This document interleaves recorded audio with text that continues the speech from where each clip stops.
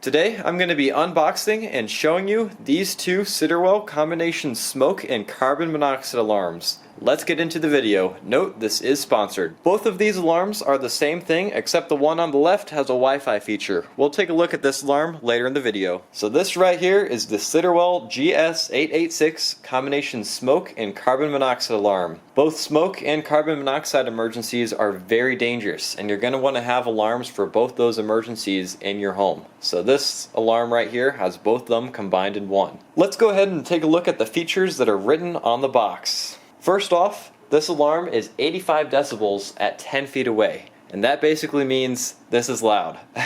Second, this alarm has a voice feature. It'll actually talk to you and tell you which emergency is happening.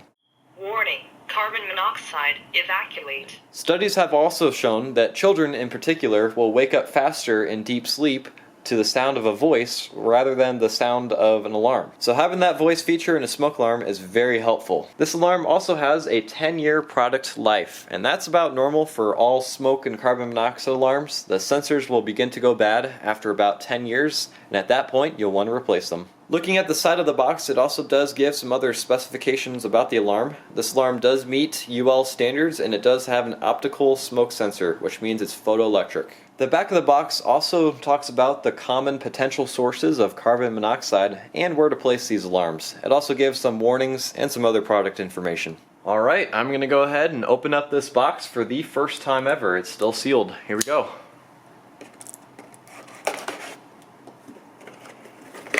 Let's see what we have. Looks like we have a smoke alarm and some bubble wrap.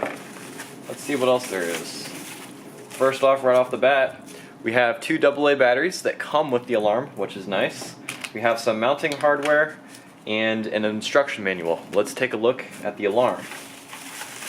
Ooh, here it is. So this right here is the front of the alarm, and as you can see, it's just a single button. You push this to test the alarm, and then you can also push it to silence it. So if there's smoke and it's a false alarm, then you can push this button and it will stop the alarm from going off for 8 minutes. And in those 8 minutes, that's when you would ideally air out the room so that the smoke alarm does not continue to go off afterwards. Right here, there is an indicator light, and if you see green, that means it's receiving power. If you see red, that means that there is an alarm. And if you see yellow, it means there's a fault of some kind in the alarm. Let's go ahead and take a look at the back. There's a lot of writing on the back. I can go ahead and zoom in, and you can pause the video if you want to read it. Alright, I say let's put in the batteries and see what happens. I'm going to go ahead and break the seal on the batteries. And then all you have to do is plug them in on the back.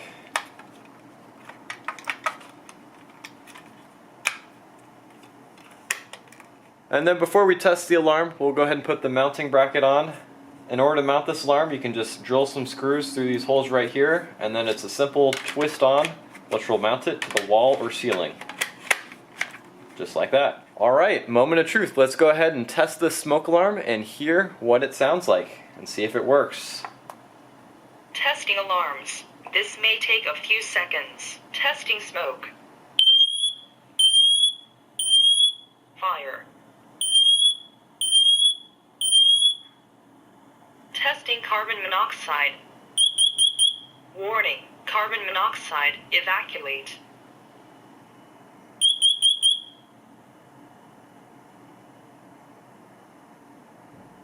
Highest carbon monoxide level was 0 ppm. The testing is complete and you are protected. That's really cool how it actually speaks to you like that. It's also great that it'll give you the ppm level for the carbon monoxide, so that way you can know how much there is. While that was being tested, I did cover this right here. The little home logo you can see, this is the alarm. So if I uncovered it, it would have been much louder. So this is the alarm that we just looked at, and now I'm going to go ahead and unbox the other one. This right here is the Siterwell GS886W. And it's the same thing as this one, except it has a Wi-Fi feature. So let's go ahead and open it up and see what's on the inside. The testing is complete and you are protected. Alright, we know the smoke alarm is working, and the cool thing about this smoke alarm is on the back here there is a QR code, and what we can do is scan that with a phone, and it will take you to an app that you can download. And right there is where you would download the app, which I already downloaded it. And when you do eventually open up the app and make an account, this is what it looks like. And what we can do here is add a device, and then we can pair this smoke alarm using Wi-Fi. So you can go ahead and click on sensors, and then we can find smoke detector Wi-Fi. Click on that one, and then here you type in your Wi-Fi name and network. Now that you've entered in your Wi-Fi network on the phone, you'll have to put the smoke alarm into pairing mode. And to do that, you press the test/silence button 3 times rapidly. And Pairing. Please wait. the smoke alarm is now in pairing mode. And then what you'll need to do on the phone is confirm that it is blinking rapidly. Select blink quickly. And now your smoke alarm and the phone are pairing. And once this is complete, you'll have access to the smoke alarm in the app. Once the alarm has been paired to the Wi-Fi, it can send messages to your phone, and you can use the phone and your smoke alarm in conjunction, which is a great feature. That's going to be my overview on these 2 Siterwell alarms. They're definitely reliable in my opinion, and if you are interested in purchasing them for your home, I will leave a link in the description to where you can do that. Thank you for watching this video. Rate, comment, and subscribe, and have a great day, everyone.